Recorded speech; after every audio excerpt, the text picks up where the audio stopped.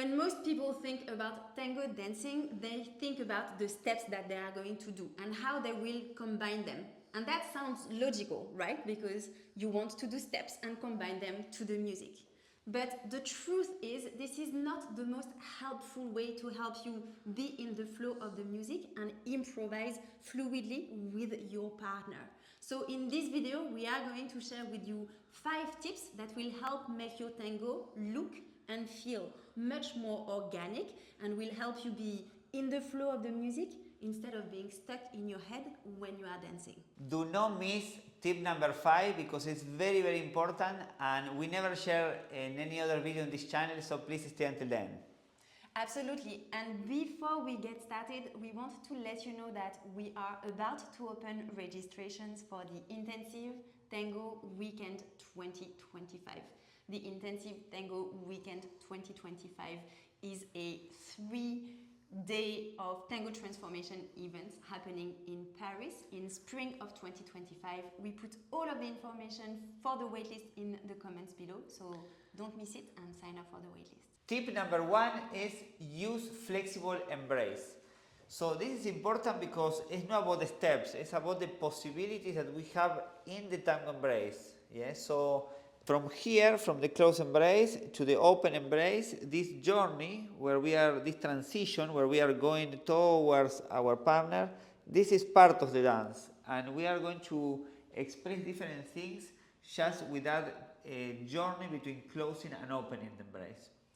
So this will give much more possibilities in the dance, that at any moment you open and you close. You open and we close. So putting that attention in that closing and opening in between the steps, in the transitions between the steps is very, very important. It sounds obvious in a way when you look at us in close embrace and open embrace, but we see a lot of tango dancers in a half-half situation. So in between half and in between close and open embrace, it's not very clear from the outside, and especially it's not very clear for your partner which embrace you are trying to use. So close embrace, we are not falling on each other, but the intention is forward and we are going towards each other. Open embrace, we are back on our axis. We use this for the more circular movements. So even in very simple steps, yes, the idea of opening, like I'm saying, that it has to be clear, open and close. Yes, not something in the middle that is no open and no close.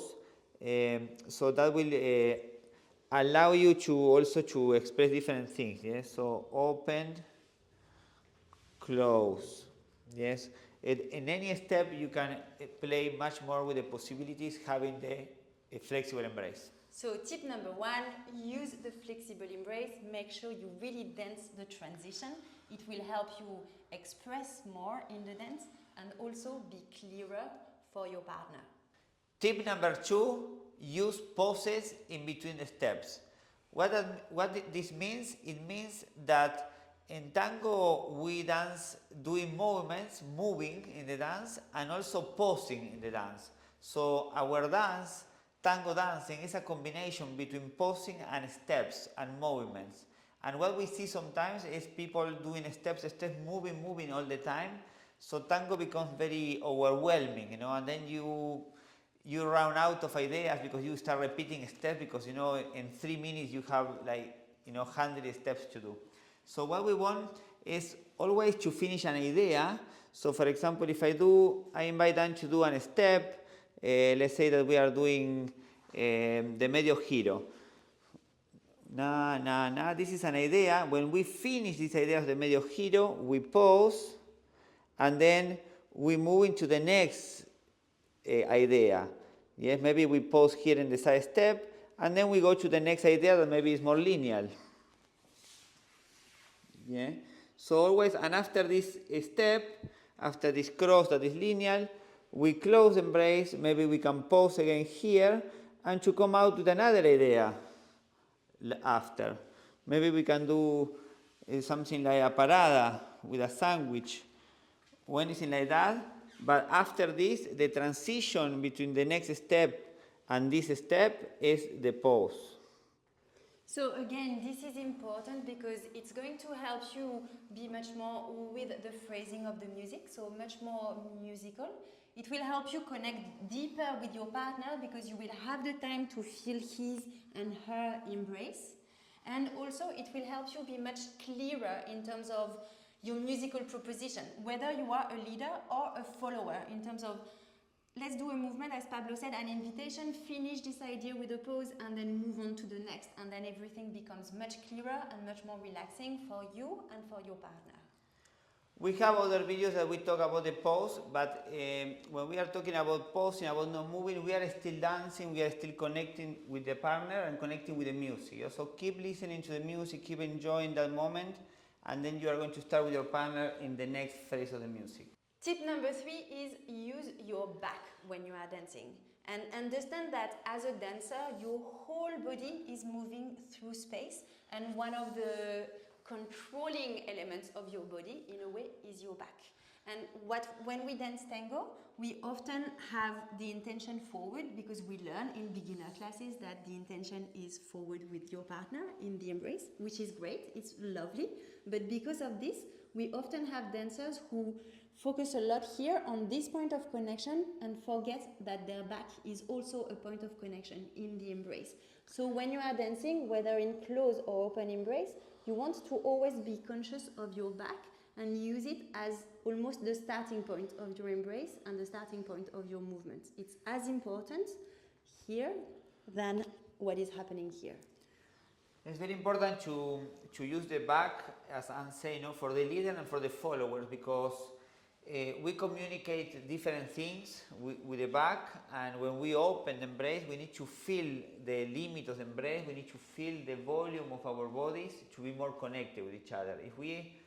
When we open the embrace, if we keep the intention forward, it feels very empty, the embrace, because I will not feel her back on my hand and she will not feel my back on her hand. And what we want is that, always when we are in the close embrace, we go with the energies towards each other, and when we open the embrace, we go with the energy to our back. So that creates this, nice feeling that you feel more present, and the dance becomes a bit more, how to say, more dense and more comfortable as well. Tip number 4 is dance the change of weight. This is something really, really important that transforms your dancing, because depending on where you are in your tango journey, the change of weight is kind of habit sometimes that people just change the weight with no meaning anything. Yeah? So in tango we don't do that. We don't do this TikTok thing of changing the weight during the dance. Yeah? So if we do change the weight, it's meaningful. It means that we are expressing something. Yeah? Can be just like this with the feet together, or can be in a side step. Yes, we can do a side step, yes, and we are not going from here to here straight away always, yes, because this step is very empty in a way. You can do this, but not all the time. So sometimes with the change of weight in the side step, for example, you can dance the change of weight and expressing something that is happening in the music. As a consequence, it is very important for followers not to anticipate any change of weight. So if you are in the early stages of your tango journey, especially pay attention to this. Whenever your leader puts you on one leg, invites you to go on one leg, don't automatically think that at some point you're going to go into the next leg. Maybe it won't happen, or maybe it will happen, but very slowly. For example, here Pablo is inviting me to change my weight very gradually with him over, for example, a full musical phrase, 8 beats of dancing, and then I have slowly changed my weight by connecting completely, tuning into his rhythm. So be very precise in terms of going with him or her with your change of weight. We are always very excited when we teach this, because it's so important and so simple in a way, because it's not about doing steps, it's about changing the weight. So what we do when we change the weight, what we want is to lift the center. So if you put your hand in the center of your chest and you put your weight in your right leg, here you can leave your center in a phrase of 8 beats, for example. 1, 2, 3, 4, 5, 6, 7, 8. Yeah, so you stay with your partner connected in that phrase, and then you change the weight of your partner, and then you go down 1, 2, 3, 4, 5, 6, 7, 8 on the other side. So do you see here we did a change of weight with 2 phrases of the music. So we went up, we changed the weight, and we went down with another phrase. And after this, yes, you are ready maybe to go to the next step, to the next movement. But it's important this is for you to visualize this idea of changing the weight with the music and connecting with your partner from the center with the music in the change of weight. Leaders, when you do this, you automatically elevate the quality and the connection in your dancing. And us, the followers, we love it. So it looks like nothing, as Pablo said, but this is very important because it changes the dynamics in the dance. It strengthens our connection. It makes us, the couple, more musical, and we love it. So use this. Tip number 5 is, if you need to add more power, more groundedness to your dancing, think that you are stepping into something. So let's visualize this together. Let's say you are dancing with someone, and then instead of thinking that, oh, there is just air around me, you're going to think maybe that there is water around you, just a visualization. And when you do that, straight away you will see that your step is going to be more powerful, more grounded, more dense, more tango. So instead of just taking my step, I'm going to take my step thinking, okay, I'm stepping in water, for example, or into some kind of matter. And when you do this, try it. Next time you go dancing, you will see that your steps are much more powerful and much more grounded. Now, we show you with tango music, and let's look at how we are always using these 5 tips.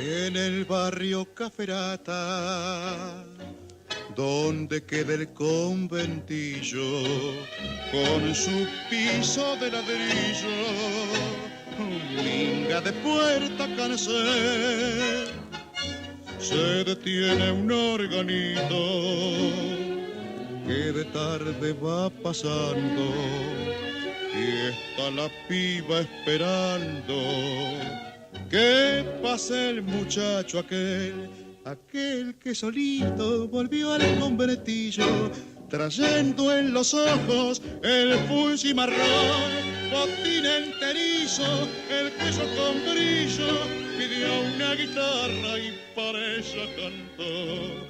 Aquel que un domingo bailaron un tango, aquel que le dijo me muero por vos, aquel que su almita arrastró por el fango, aquel que a la reja más nunca volvió.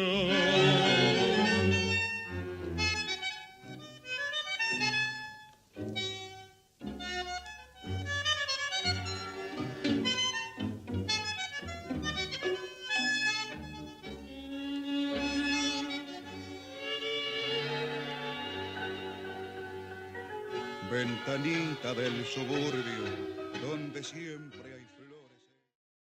These tips really transform our dancing, and if you start using these tips, and if you are a tango dancer that you are doing a lot of steps but not really connecting with your partner or with the music, and you feel overwhelming, you feel like you are doing too many steps, it's very important that you start using these tips for you to add more quality to your dancing, more connection with your partner, and more connection with the music. And make sure you join us in Paris, because we are going to review these, obviously, and go much deeper than that.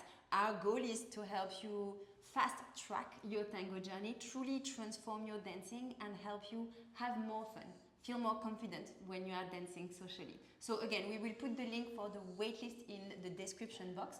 Don't miss it because last year it was sold out in half a day. And if you want to go deeper in the meantime, we also have a free mini course for you all about how to refine your tango musicality. So we will put that link for you to have access to as well in the comments below. And please, keep learning and keep sharing your dancing because the world of tango needs your embrace. Yes, don't forget to subscribe to the channel to learn more, and we look forward to seeing you in the next video. Ciao.